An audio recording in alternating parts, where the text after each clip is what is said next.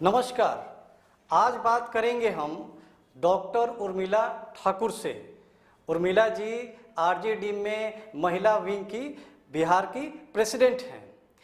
उर्मिला जी, सबसे पहले तो यही बताइए कि अभी रेड चल रही है, राबड़ी निवास पर भी चल रही है, मीसा भारती के निवास पर भी, और 17 ठिकानों पर जहां पर या तो लालू जी के रिश्तेदार हों या उनसे कोई संबंधित लोग हों। क्या कहना चाहेंगे इस पर आप? देखिए, इससे पहले भी सीबीआई के लोग छापा मारे थे और एक बार नहीं कईयों बार, मैंने कितनी बार छापा मारा गया। तो ये तो मैंने गिनती करने की चीज़ नहीं है। आए दिन जब मर्जी हो सरकारी जो संस्थान है, सीबीआई हो गया, ईडी हो गया, केंद्र सरकार की जो एजेंसियां हैं, उसका दुरुपयोग हो रहा है इस देश में। और जब से नरेंद्र मोदी जी की सरकार आई है और बिहार में डबल इंजन की सरकार बनी है, तब से तो पूरा टारगेट में ही राष्ट्रीय जनता दल है और हमारे नेता हैं। तो सीबीआई छापेमारी कर रही है, कोई हम लोग के लिए नई बात नहीं है जी। कितना इम्पैक्ट पड़ रहा है, कितना असर पड़ रहा है कि अभी तेजस्वी यादव भी लंदन में है और यहाँ पर छापेमारी चल रही है? देखिए, ये लोग जो है, आपको ये याद होगी कि हमारे आदरणीय नेता बोले थे कि अगर मैंने एक समय दिए कि इतने दिनों के अंदर अगर नहीं जातिगत जनगणना होती है तो हम दिल्ली तक जो है सब पैदल मार्च करेंगे बिहार से। तो और हमारे नेता का जो बढ़ता हुआ कद है, अभी आप पूरे भारत में देख लीजिए, तो पूरे भारत में आप देखिएगा कि युवाओं का जो एक लिस्ट जारी हुआ था 100 युवाओं का, कि उसमें हमारे आदरणीय नेता प्रतिपक्ष विधानसभा जो है तेजस्वी जी का नाम आया और आपने देखा कि उनको भी जो है लिस्टेड किया गया। तो हमारे जो नेता हैं, युवा पूरे देश में जो है उभरता हुआ युवा नेता है, जो उनके जोर का अभी पूरे देश में कोई नेता नहीं है उस उम्र का। और देश ही नहीं, अभी तो आप देख रहे हैं कि इंग्लैंड में भी जो है 25 साल बाद भारत का क्या स्थिति होगा, उस पर इनकी आइडिया, और ये ऐसे ही नहीं मैंने उनको बुलाया गया है। तो ये सारी चीज़ों से पता चलता है कि हमारे नेता का जो बढ़ता हुआ कद है, तो उससे भी ये लोग घबराए हुए हैं।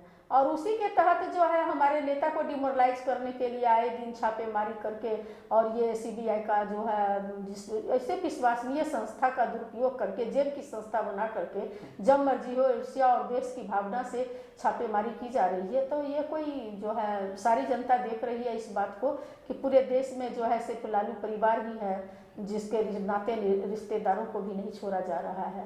और इस देश में अगर आप एक तय कीजिए ना कि इतने लोगों को, मैंने इस देश में किनके ऊपर जो है चार्जेज है, उन सारे लोगों को भी लिस्टेड कीजिए। आप उन लोगों को कि यहाँ क्यों नहीं आप लिस्टेड किए, जो आपके नाक के नीचे से विजय माल्या जैसे लोग, मेहर अली चौकसी जैसे लोग, ललित मोदी जैसे लोगों पर क्यों नहीं आपका निगाह गया? क्यों नहीं निगाह गया कि जहाँ पर 70 घोटाला इसी बिहार में हुआ, सृजन जैसा घोटाला हुआ, तो उनके पीछे आप क्यों नहीं सीबीआई लगाए? अभी जो बीपीएससी का पर्चा लीक हो गया, तो उस समय आप कहाँ थे? आप उसमें क्यों नहीं जांच का कोई कमेटी बहाल किए? तो इस तरह का जो है देश की भावना से और हमारे नेता का जो है उभरता हुआ चेहरा, उगता हुआ सूरज को ये लोग ढकना चाहते हैं। तो ये उर्मिला जी, लगता है कि नीतीश जी से तेजस्वी की नज़दीकियां इस रेड का कारण है, ऐसा कहा जा रहा है, क्या लगता है आपको?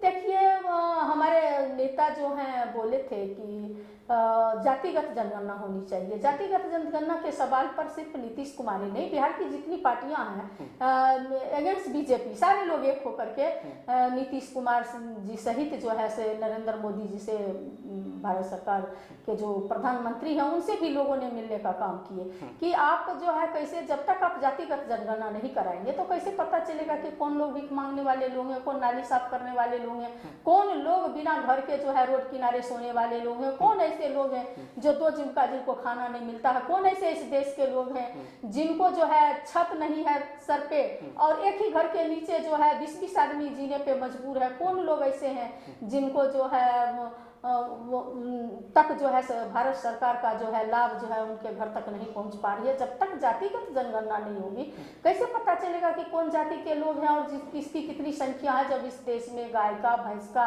हाथी का, घोड़े का और चीता का, भालू का गिनती है, तो इस देश में आदमी की जातिगत जनगणना क्यों नहीं होनी चाहिए?